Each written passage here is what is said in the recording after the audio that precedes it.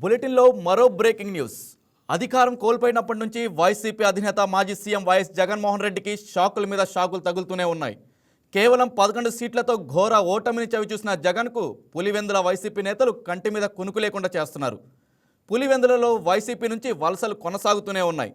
సొంత ఇలాకాలో జగన్కు ఆ పార్టీ నేతలు మరోసారి భారీ షాక్ ఇచ్చారు.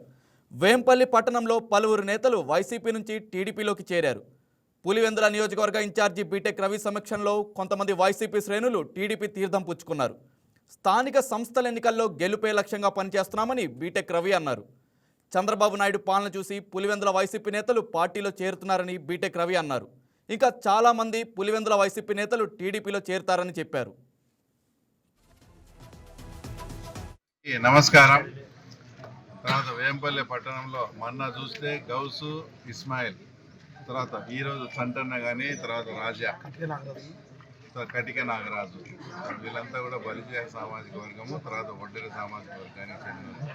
తర్వాత రేపు వచ్చేసి రేపు 17వ తేదీ చంద్ర, రేపు మేము ముద్దుగా దిల్మాంగి అని పిలుచుకుంటాము. అతను మొత్తం చూస్తే వేంపల్లిలో ఇంకా అసలు పార్టీ వైఎస్ఆర్సీపీ అనేది ఎవరో వాళ్ళు గతంలో ఎప్పుడైతే వైఎస్ఆర్సీపీ ఉన్నప్పుడు బాగా అధికారం చెలాయించి వాళ్ళతో పాటు ఉన్న వాళ్ళు తప్ప మిగతా కామన్ పీపుల్ కానీ, వ్యాపారస్తులు కానీ, మిగతా వాళ్ళు అన్ని సామాజిక వర్గాలు చెందిన వాళ్ళంతా కూడా తెలుగుదేశం వైపు మొత్తం వచ్చే పరిస్థితి. మొన్న ఎలక్షన్స్లో దాదాపు వాళ్ళకి 10,000 మెజార్టీ వస్తే ఈసారి ఇప్పుడు జరిగే స్థానిక సంస్థల ఎన్నికల్లో అది రివర్స్ అయ్యి మళ్ళీ 10,000 వచ్చే పరిస్థితి ఉంది.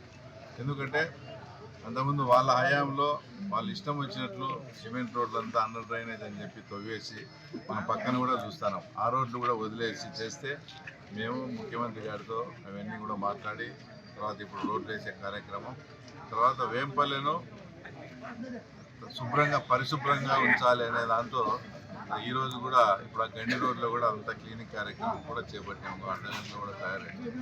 మొన్న ఏదైతే పార్టీలో చేరే రోజు అక్కడ మదీనాపురం, పక్కీరపల్లిలో కొన్ని రోడ్స్ అంటే అవి కూడా ఎస్టిమేషన్ దాదాపు 1,20,00,000 వచ్చాయి. ఆ రోడ్లు అవన్నీ కూడా పూర్తి చేసే కార్యక్రమం.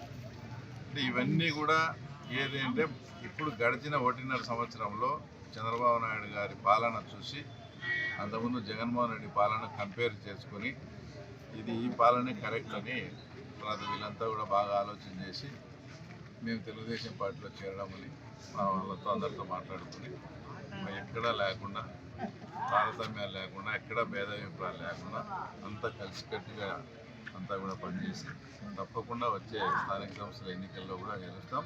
ఇంకా వేంపల్లిలో కానీ మేజర్ ప్రాబ్లం ఒకటి ఏదంటే పాపాగ్ని నదికి ఎప్పుడో 3 ఇయర్స్కో 4 ఇయర్స్కో ఒకసారి వాటర్ వచ్చే పరిస్థితి ఉంది.